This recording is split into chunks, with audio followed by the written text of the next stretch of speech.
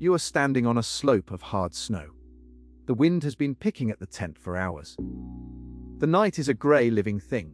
The sky is low and heavy. You hear the faint scrape of fabric and then a scuff, like someone dragging a shoe that isn't quite there. Inside the tent, someone yawns a small, sharp sound. Then, quickly, something changes. The air goes wrong, the hair on your forearm prickles, the sound of your own breath seems too loud, and the people beside you start to move in ways that make no sense. In a moment, you are cutting through canvas with your hunting knife. You do not take shoes.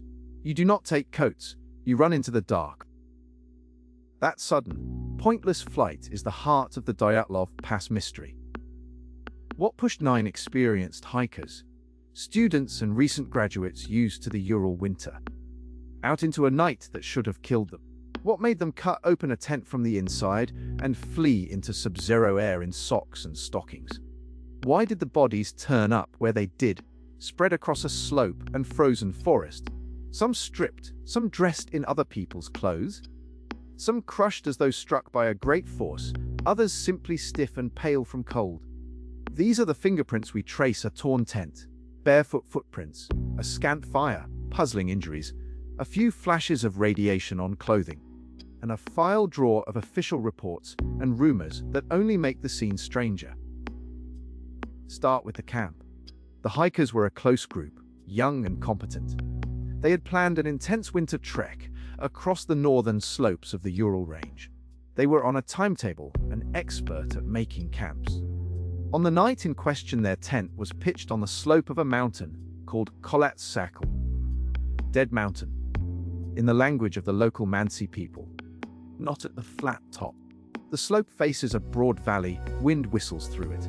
The group kept what a winter party keeps: ropes, stoves, maps, a small library of notebooks. They had experience with the kind of cold that makes your eyelashes stick, with blizzards that limit vision to the length of your arm. By all practical measures, they were not careless novices. When the search party found the campsite a few weeks later, the tent was a low, half-collapsed thing cut irregularly from the inside. Inside the canvas were their boots, neatly arranged as though they planned to put them back on.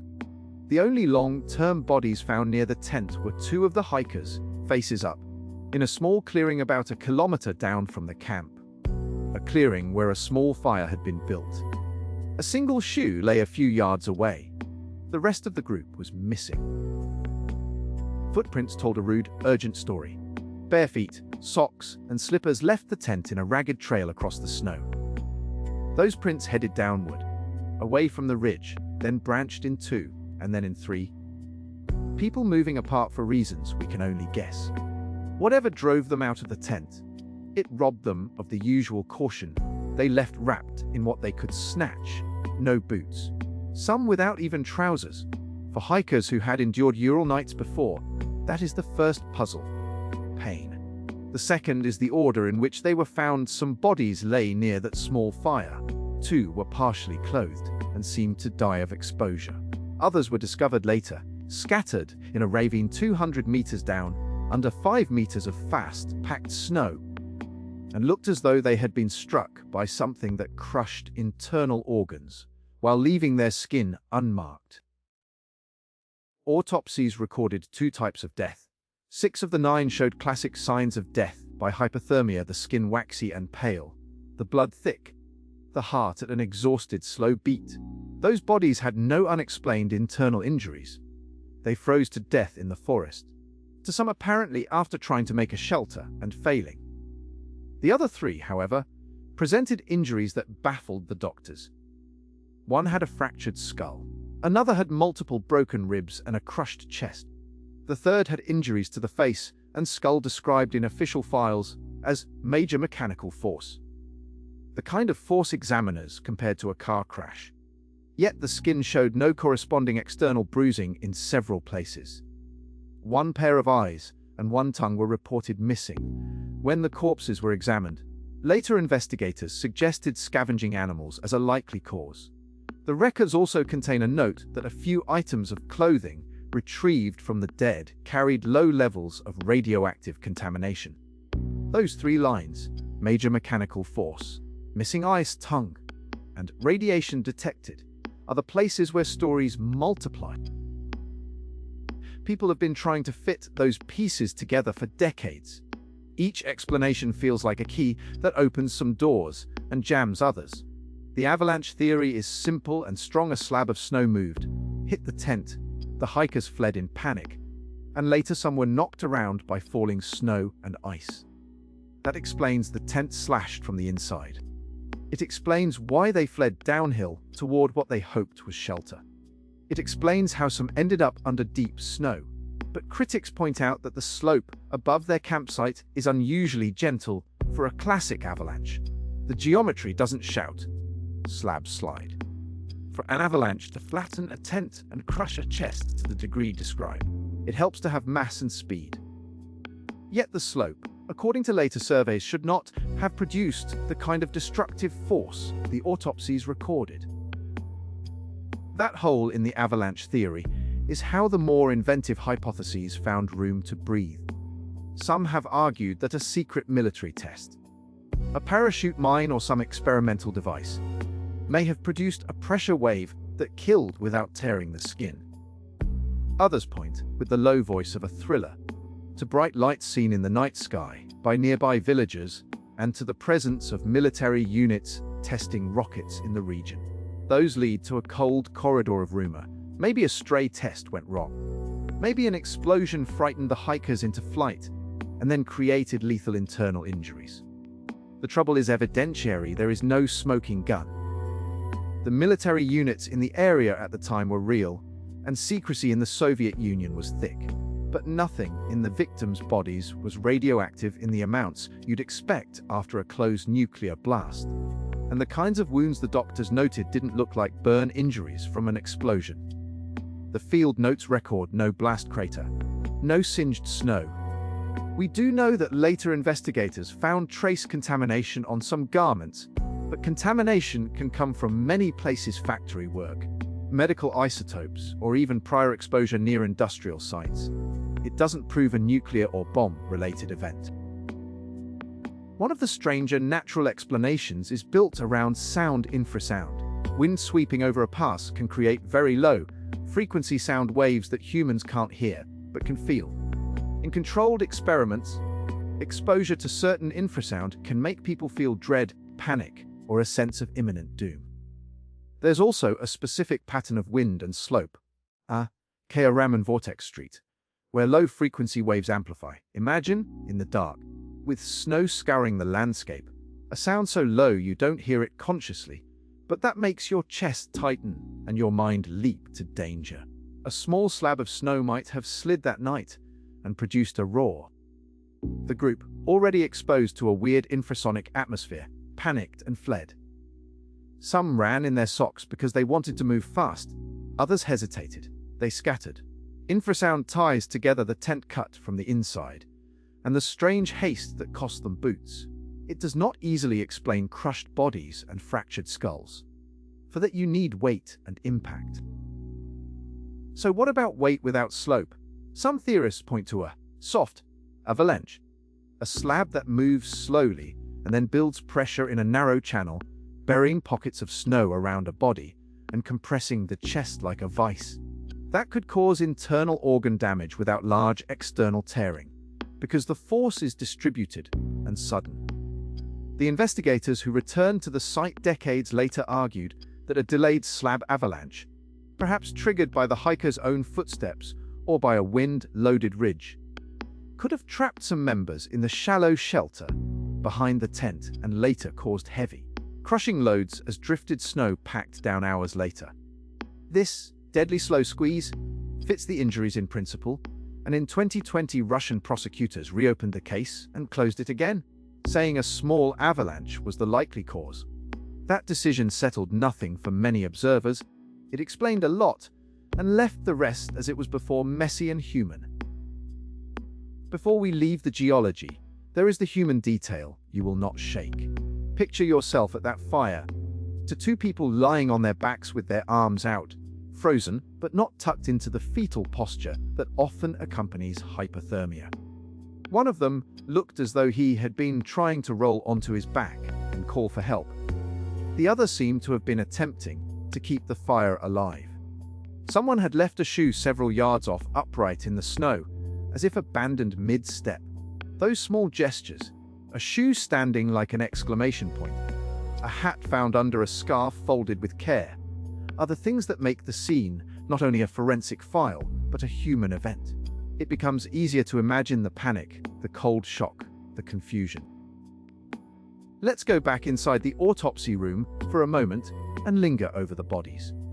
The pathologists were earnest professionals working under tight political pressure in a closed-state system. Their reports list hypothermia on most certificates, but also, in some cases, cryptic phrases.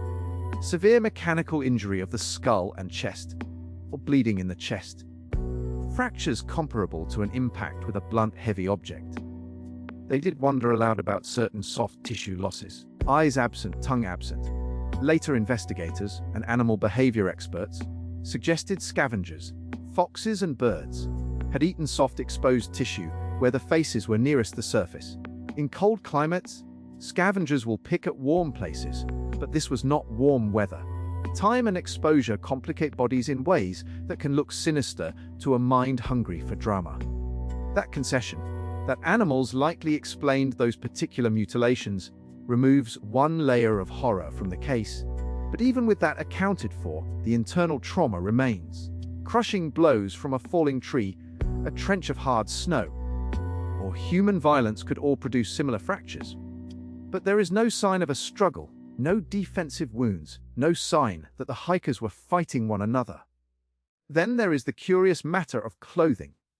Photos show some bodies wearing garments that belonged to other members. One of the women, her usual jacket missing, is wrapped in a man's sweater. People share clothes when cold. They also undress when in the strange state brought on by advanced hypothermia. Medical examiners call that paradoxical undressing. As the body loses the ability to maintain blood pressure, sufferers sometimes feel intensely hot and remove layers. If you are well into hypothermia, removing clothing gets you closer to death in minutes. The presence of others' garments suggests attempts to keep someone else warm, or a chaotic scramble for warmth as individuals became incoherent. It fits the picture of people improvising and failing under pressure. Now consider the weather and the topography a third time. The camp was not on the typical flat bench. Why pitch there? Some survivors' letters and students' notes suggest they did so to shorten the next day's climb or to follow an easier route the group had planned. A storm had been predicted. Maybe they misread the slope. That small misjudgment, innocent in daylight, becomes fatal at night when the sky keeps its cold and the wind makes small errors grow. There are places where speculation is more seductive than evidence. Wild theories have suggested secret weapons tests, UFOs, an attack by Soviet security services. Those theories get traction because the error was secretive, because the Soviet state had reasons for obfuscation, and because a little official silence invites a lot of storytelling. True stories about the Cold War make space for conspiracies, soldiers in camouflage, ambitions hidden in document stamps. But conspiracy demands proof beyond. There were soldiers nearby, and the state didn't publish everything. We have nothing like a police report of an incursion. No contemporary evidence of a violent confrontation with outsiders, and while some clothes did show faint radiation, the levels were not dramatic. It is worth noting that the area contained military installations and missile test ranges at the time. The mere fact of those installations keeps the door open to theories about tests, but it does not create an explanation. What more recent investigations added to the file was method rather than mystery. Teams who retraced the slope, dug pits, and modeled snowpacks found scenarios where a so-called slab avalanche could form even on a slope that seemed too gentle. Wind can load snow onto a lee slope, creating a hidden layer of compacted snow on top of looser layers. The small slab can break and slide what looks like a short distance, but that still strikes with crushing force where a body lies. In controlled physics, pressure under snow is enough to break ribs and compress a chest, especially if the snow becomes a slowly shifting wall. To that scenario, allows a tent to be buried or partially overlain by a flow and creates the panic that would explain the tent cut from the inside. It also offers a plausible path to the ravine, where late night movement and collapse could have left some of the hikers buried and others scattered, some dying quickly of trauma, some slowly of cold. There is still the stubborn oddity why some bodies show internal damage without corresponding external wounds. Consider this: a human chest, compressed under a ton of packed snow, can have internal organs crushed while the skin remains relatively intact. The force is blunt, distributed across ribs and thorax. External soft tissue can be spared while the bones break inside. That is what some biomechanical tests suggest happens in slow but heavy compressive events. It is an ugly physics, but it matches what the doctors described without needing to invent blasts or fistfights. A question I like to ask, and I ask it here because you will be wondering it too: if they were that frightened, why not simply stay in the tent and try to ride it out? The traction point is this: the tent was slashed from the inside. That detail says escape was urgent. People will cut a tent to get out quickly if the normal exits are blocked or if they believe a greater danger, an oncoming avalanche, a fire, a human threat, will kill them if they stay. The act of cutting suggests rapid decision, making under stress more than a calculated evacuation. It is a little thing, a hurried cut, but it rings clear across the decades. They fled thinking the tent would be a trap, not a refuge. I want to step away from reports for a moment and imagine their last hours more quietly. The wind is a living thing. It roars, then it quiets, then it forms a low, gut-level hum you can feel rather than hear. You wake and, for a second, you don't know why you are awake. Suddenly you do. Something moved up there. A sound collapsed like a book. Huddled together, you lift the flap and see a black wall of night blotting the stars. Your leader says, "Avalanche," or perhaps someone only whispers, "Falling." You take a knife or scissors because you are fast and practical. You cut and leap to the razor, edged cold. You run without cold boots because you are afraid staying is more dangerous than running. That fear can be persuasive. It makes people abandon clothing and common sense. Then the cold takes over. Some of you try to build a fire, some of you slip and run downhill. Some of you are trapped by snow, crushed, or simply pinned until the cold shuts your heartbeat. Those ordinary failures, the wrong slope, the misplaced tent, the wind that made the snow betray its shape, are the most likely explanation. It is a harsh, human story rather than a cloak and dagger one. For me, this is the part that still gives pause: how little it takes to turn competence into catastrophe. Still, certain details will not fit neatly, no matter which of the plausible natural explanations you prefer. The internal trauma that looks like a high force blow, the way some bodies were found without clothes, the traces of radiation, the official cover stories issued in the first week's bland statements, procedural ellipses, a bureaucratic quiet that made room for rumor. Those gaps allowed other stories to grow and be repeated. But sometimes the most satisfying seam is the boring one: wins. Snow. Human error. We accept that humans are fallible. The weather is indifferent. The world is full of things that are not clever and yet kill cleverly. In 2020, Russian investigators again closed the case in favor of a natural force. Their phrase, saying a small avalanche and poor judgment led to the deaths. That is as close to an official solution as we are likely to get. It reconciles the tent cut from the inside, the hurried flight with no boots, and the discovery of bodies under drifted snow. It offers a mechanism for crushing injuries. It leaves open the radiological traces and some of the more sensational details, but accounts for the main arc. People who prefer the dramatic will keep telling dramatic stories. Those who want simplicity will take a shovel to the slope and find a slab that could, under the right wind and temperature, have lurched. And yet there are two images that don't belong to any official record, but cling in memory.